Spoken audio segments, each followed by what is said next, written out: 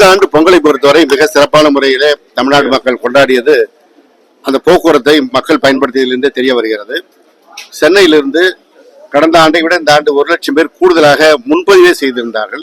அவரெல்லாம் தனியார் பேருந்துகளை பயணம் செய்தவர்கள். இந்த ஆண்டு அரசு போக்குவரத்து கழகத்தினுடைய சேவையை நம்பி மாண்பு முதலமைச்சர் அவர்களுடைய இந்த தலைமையிலான இந்த போக்குவரத்து கழகம் சிறப்பாக செயல்படுகிறது என்பதனை உணர்ந்து முன்பதிவு செய்து பயணம் செய்திருக்கிறார்கள். அதே போல கடந்த ஆண்டை விட 2 லட்சம் பேர் கூடுதலாக பயணம் செய்திருக்கிறார்கள் சென்னையிலிருந்து மாத்திரம்.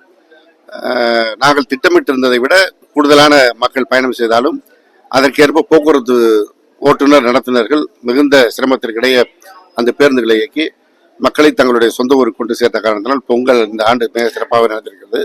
அதே போல இப்பொழுது மற்ற பகுதியிலிருந்து சென்னையை நோக்கி வருகிறவர்கள் நேற்று இரவிலிருந்து பயணம் துவங்கியிருக்கிறார்கள். இன்னும் 2 நாளைக்கு இந்த சிறப்பு பேருந்துகள் இயக்கப்பட்டு ஒரு நாளைக்கு 1000 பேருந்துகளுக்கு மேற்பட்டு இயக்கப்பட திட்டமிடப்பட்டிருக்கிறது. இன்னும் கூடுதலாக தேவை என்றாலும் கூடுதலாக இயக்கி அவர்கள் செல்வதற்கு நடவடிக்கை எடுக்கப்படும். கிளாம்பாக்கத்து கலைஞர் நூற்றாண்டு பேருந்து முனையத்தை பொறுத்தவரை பொங்கலுக்கு முன்பாகவே அரசு விரைவு போக்குவரத்து கழகம் எனப்படுகின்ற SCTC முழுமையாக அங்கிருந்து இயக்கப்படுகிறது. பெங்களூரு கிழக்கு சாலை என்கின்ற ECR வழியாக செல்கின்ற பேருந்து மாத்திரம் கோயம்பேட்டிலிருந்து இயக்கப்படுகிறது.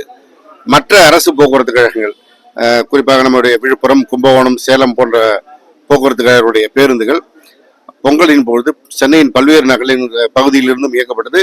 கிளாம்பாக்கம் கலைஞர் நூற்றாண்டு பேருந்து முனையத்திலிருந்தும் இயக்கப்பட்டது.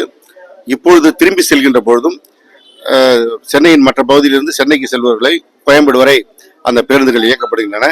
படிப்படியாக அந்த பேருந்துகள் எல்லாம் முழுவதுமாக கிளாம்பாக்கம் கலைஞர் நூற்றாண்டு பேருந்து முனையத்திலிருந்து இயக்கப்படும். இன்னும் அடுத்த ஒரு வாரத்திற்குள்ளாக ஒரு சிறப்பு கூட்டம் இருக்கிறோம்.